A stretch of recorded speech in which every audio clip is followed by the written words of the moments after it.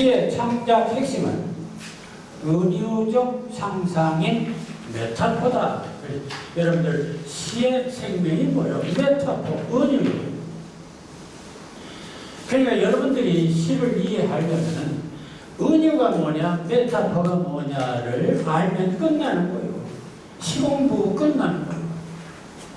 문제는 평생 시를 쓰면서 메타포, 은유가 뭔지를 잘 이해 못하기 때문에 그냥 그때나 지금이나 그런 대로 그냥 차수나 맞추고 리듬이나 맞춰서 그냥 시 비슷하게 쓰는 것이다. 그러니까 은유가 뭐냐? 이걸 영어로 이제 메타포로 하지 않습니까? 이 메타포가 도대체 뭐냐? 메타포의 핵심이 메타포란 말은 메타, 넘어서다, 넘다, 오고, 그 다음에 캐리, 옮기다, 넘다와 옮기다입니다. 기존에 있는 것을 인정하지 않고 기존에 있는 것이 불완전하다는 것으로 알고 다 미완성이에요. 이 세상에 있는 모든 사물은 다 미완성이에요. 그러니까 이것을 시인이 창조해서 완성된 어떤 사물로 만들겠다고 하는 것이 시정신이고 메타포고 은유입니다. 그러니까 여러분들이 시를 쓸 때 기존의 사물을 완전히 뛰어넘어서 새로운 어떤 존재를 만들어내야 됩니다. 만들어내지 않으면 그건 은유도 아니고 메타포도 아니고 시인도 아니다. 메타포는 기존의 언어를 인정하지 않는다. 기존의 언어는 참된 의미가 퇴색되었거나 엄폐되었거나 불확실한 것이기 때문이다. 그래서 시인은 기존의 언어를 넘어서 은유라는 상상적 이미지를 통해서 새로운 의미, 새로운 세계를 창조하는 것이다. 그러니 미완성의 세계라는 것은 결국 양자역학으로 보면은 그것은 하나의 파동의 상태입니다. 그것을 중첩의 상태, 불확실성의 상태입니다. 그런데 이제 관찰자가 관심을 가짐으로써 덩어리 입자가 되듯이 시인은 그 불확실한 현재 기존의 것에 상상력을 부여해서 어떤 확실한 존재를 창조해내는 것이죠. 이는 양자역학에서 불확정의 중첩 상태에 있는 양자가 관찰자의 생각에 따라 입자로 확정되는 관찰자 효과의 이치와 같다. 같은 거 아니냐 이거. 자, 이런 생각을 하면서 저는 사실 앞으로 강의가 이런 입장에서 제 강의는 전개되어 나갑니다. 한동안은. 일단 그것을 시와 그런 관찰자 효과와 하나님의 창조와 비교하면서 한번 예를 들어보자는 것입니다. 그게 제가 예를 드린 것이 오늘 김천수의 시 꽃이라는 작품입니다. 그래서 이 작품을 보면서 이 작품이 어떻게 관찰자 효과, 시인이 그 창조자 역할을 했는가를 시를 통해서 한번 보자. 내가 그의 이름을 불러주기 전에는 그는 다만 하나의 몸짓에 지나지 않는다.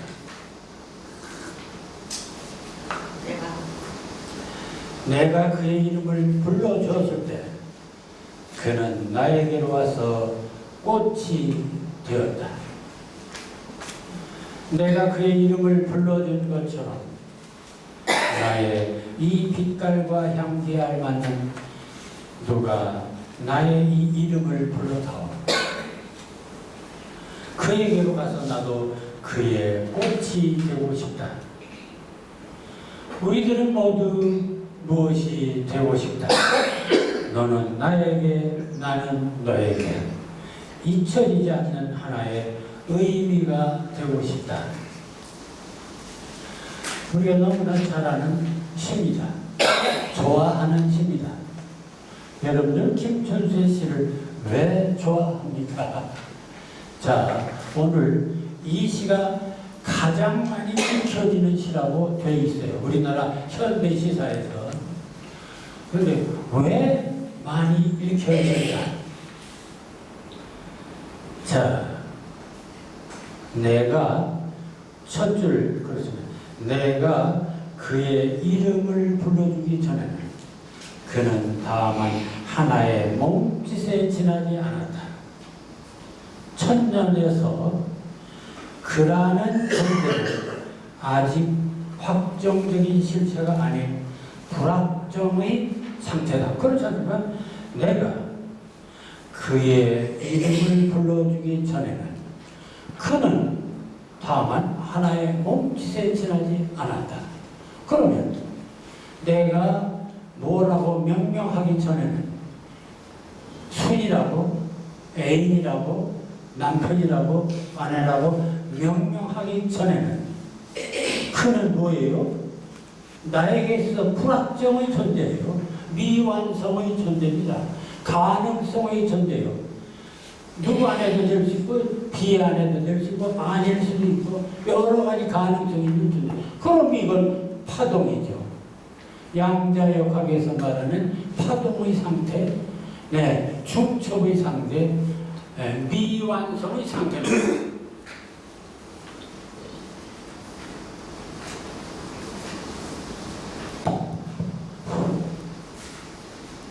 그러니까 그라고 하는 존재가 내가 그를 이름 불러주기 전에는 그는 몸짓에 지나지 않는 하나의 파동 상태예요. 어떤 확고한 입자가 아니에요. 확고한 덩어리가 아닙니다.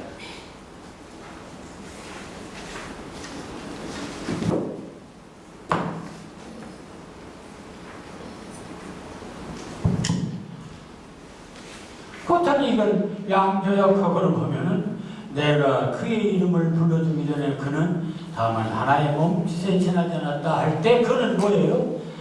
입자가 파동 상태, 흔들림의 상태, 존재가 없었던 상태, 알갱이가 아닌 덩어리가 아닌 상태. 이거 아닙니까? 그런데 내가 그의 이름을 불러주었을 때, 내가 그에게 관심을 가져줬을 때, 내가 뭐라고 그에 대해서 뭐라고 상상했을 때, 생각을 했을 때, 관심을 가졌을 때, 그는 나에게로 와서 꽃이라고 하는 알갱이가 되고 입자가 된 것이죠. 그러니까 이건 양자역학의 이론으로 너무 맞아 떨어지는 거예요. 그러니까 모든 이 세상의 삶을 개념이고 무엇이고 사상이고 다 그것은 불완전한 미확정의 상태에 있는 것들입니다. 불완전한 상태. 그것을 시인이 자기의 창조력을 발휘해서 이거라고 상상하면서 그쪽으로 명명할 때 그게 되는 거예요. 그래서 이런 말 하면 상상이 곧 현실이다. 생각이 바로 현실이다. 내가 그의 이름을 불러주기 전에는 그는 다만 하나의 몸짓에 지나지 않았다. 내 파동의 상태, 내 중첩의 상태. 약이 다 떨어졌네요. 자, 그래서 내가 그의 이름을 불러줬을 때, 관심을 가졌을 때, 상상했을 때, 내 메타포, 이것을 옮기고 바꿨을 때, 뭐라고? 꽃으로 바꿨을 때, 그는 나에게 와서 꽃이 되었다. 그게 꽃이라고 바꿀 수도 있고, 하늘이라고 바꿀 수도 있고, 들이라고 그것은 어디까지나 내 마음이죠. 인간의 마음, 네, 하나님의 마음입니다. 하나님이 정한 대로 정해지는 거요. 시인이 정한 대로 정해지는 거요. 그러니까 하나님과 시인과 인간, 창조력은 네, 그런 어떤 공통점을 갖고 있다고 봐야겠죠. 자, 거기까지 얘기가 다 끝났어요. 이 시는 거기서 얘기가 다 끝난 거예요. 그럼 그 다음 3년 볼까요?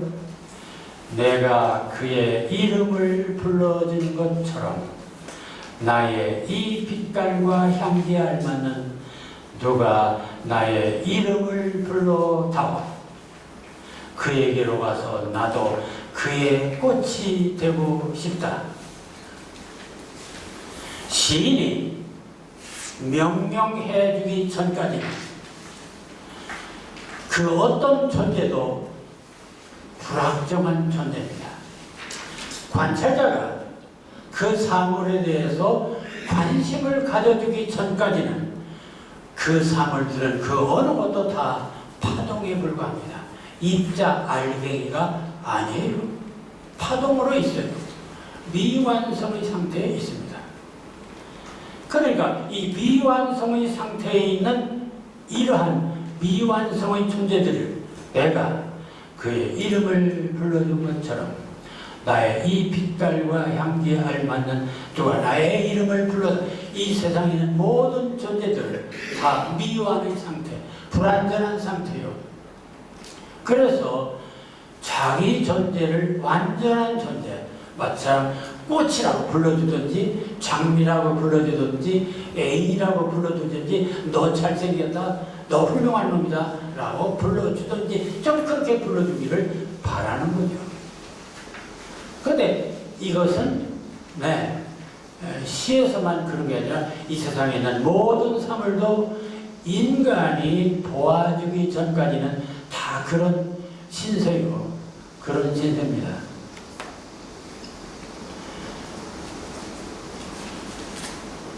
왕궁에는 수많은 궁녀들이 있어요. 그 궁녀들은 하루같이 왕이 오시기를 기다려요. 영원히 안 올 수도 있습니다. 왕이 오면 그는 완전히 궁녀라고 하는 그런 신분에서 완전히 벗어나요. 새로운 인간이 돼요. 이 세상에 있는 모든 사물들은 하나의 파동의 존재로 미완성의 존재로 있는 거예요. 인간이 어떤 가미를 했을 때, 상상을 했을 때, 관찰을 했을 때 어떤 물질로 탄생하는 것이죠. 이 세상에 있는 모든 사물들은 미확정의 존재들입니다. 시인이 상상력을 통해서 너는 꽃이다, 너는 장미다, 너는 하늘이다 이렇게 정해지면 그게 바로 입자가 되고 현실이 되는 것입니다. 시의 현실이 되는 것입니다. 자, 이 얘기는 그 네 번째 연도 마찬가지입니다. 우리들은 모두 무엇이 되고 싶다. 너는 나에게, 나는 너에게 잊혀지지 않는 하나의 의미가 되고 싶다. 모든 파동의 존재들은 입자의 존재가 되기를 바라고 있습니다. 그리고 시인은 거기에 적절한 입자로서의 자격을 부여합니다. 그러니 얼마나 시인이 위대한 존재입니까? 시인은 그 미완성의 존재, 불완전한 존재를 명명해서 새로운 존재로 만들어줘요. 하나님은 최초에 야 빛이 있어라, 땅이 되어라, 하늘이 되어라, 들이 되어라, 사람이 되어라 됐어요 다. 하나님의 제2의 창조자, 제1의 창조자. 시인은 제2의 창조자. 그리고 양자의 역학을 해보니까 인간이 결국은 제2의 창조자야.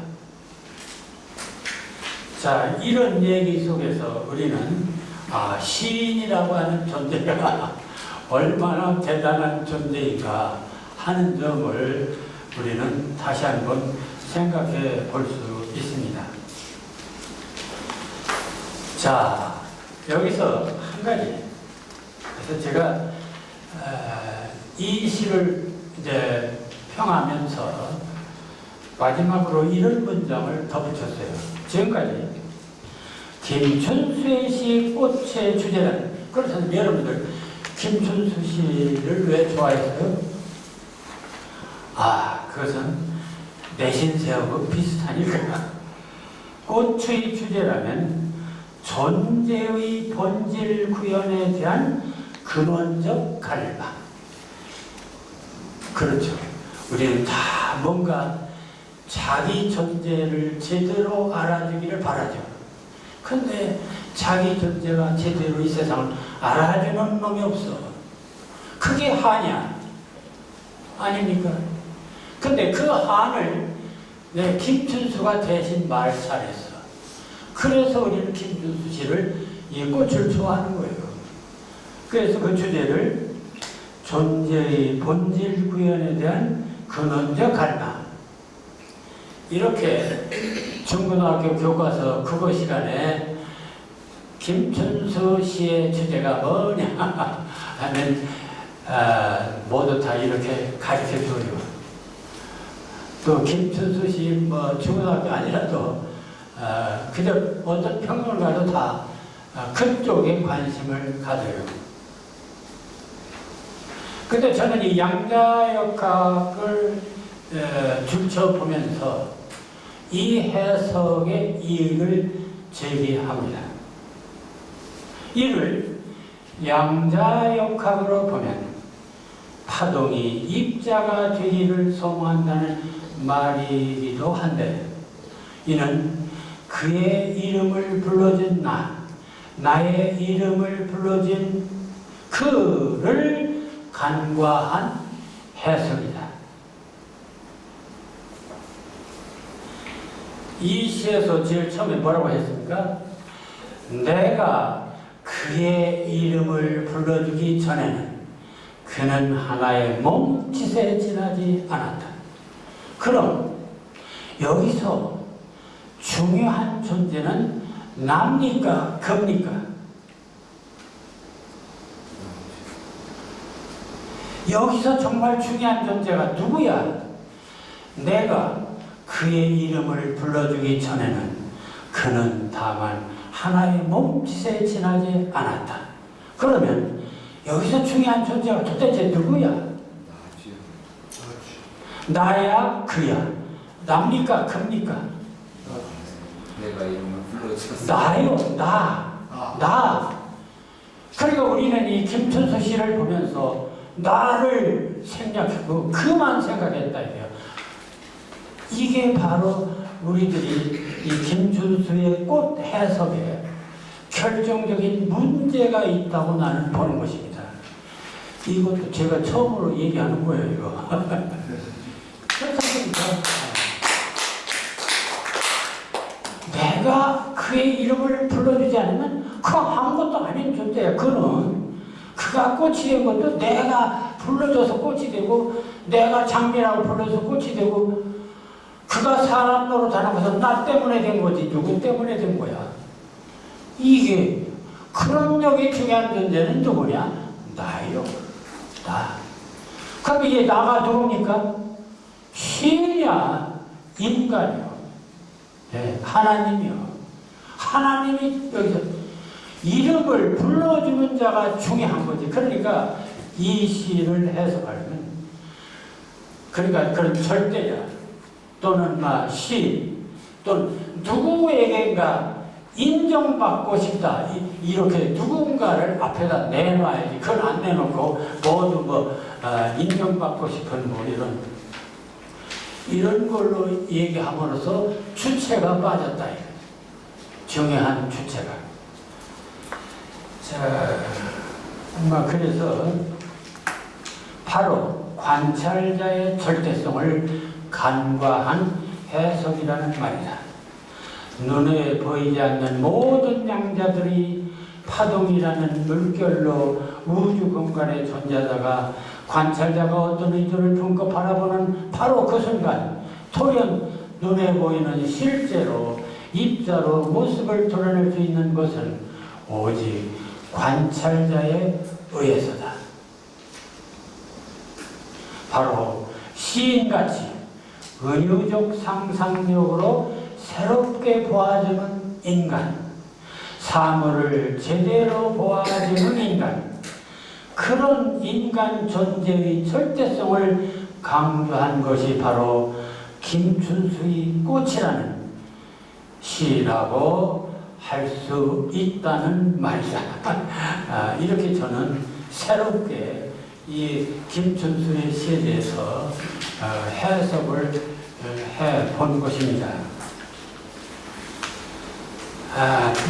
조용히 한다고 하다가 흥분해가지고 제 몸이 불편한데 아이고 정신이 없네요.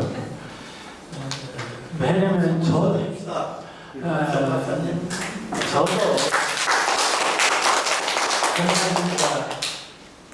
우리가 살면서 가장 행복한, 앞으로 이제 행복에 대한 시를 얘기합니다만, 살면서 가장 행복한 것이 뭐예요? 무엇인가를 깨닫고 새로운 것을 발견할 때 그보다 더 보람있고 행복한 것이 없어요. 사실은 저도 강의를 하면서 이렇게 새롭게 뭔가를 가르치기 위해서 새롭게 저 자신 옛날에 모르던 것을 이제 깨달을 때 저도 즐겁습니다. 어쨌든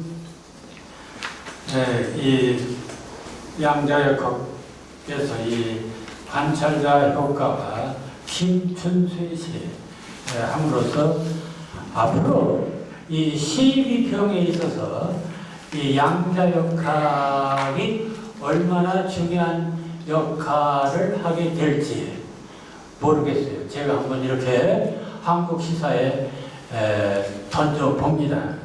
그래서 다음 그 세미나 시간에도 이제 이보다 좀 더 구체적으로 양자역학의 이론 전부를 내놓고 아주 기초적으로 이론을 제시하면서 양자역학을 통한 시를 어떻게 해석할 것인가를 얘기하게 될 것입니다.